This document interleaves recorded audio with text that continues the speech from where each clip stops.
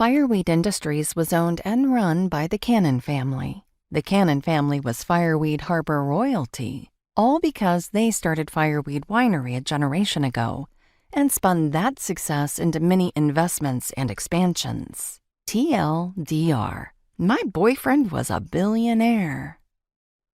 Startled by a knock on the door, I eyed the door skeptically.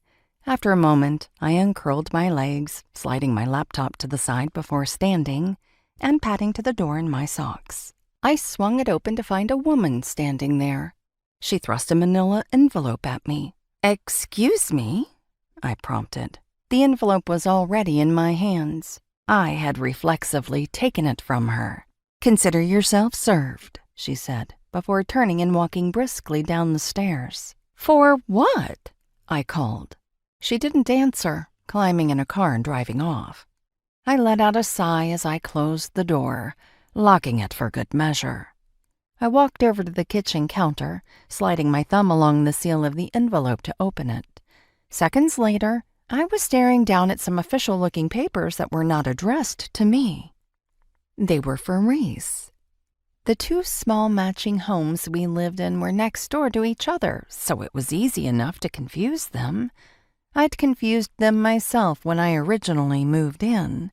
Uneasiness slithered down my spine as I stared at the papers, with a sense of mistrust spinning in my chest.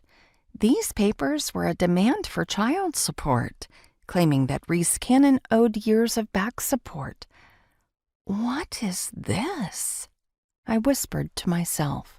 I felt sick to my stomach. How in the hell could he lie to me about the fact that he had a child? Even worse, trying to avoid paying child support? It wasn't as if he couldn't afford it. I couldn't even read anymore. With fury driving me, I stuffed the papers back in the envelope, put on my shoes, and marched out the front door down the walkway to Rhys's place. I knew the combination to get inside, and I punched it in quickly. Practically stomping into his house, I placed the innocuous manila envelope on his kitchen counter. This was the end for us. I had enough issues with trust. I didn't need to try to rebuild this mess. With Rhys being my older brother's best friend and a fixture around our small town, it would be hell to avoid him.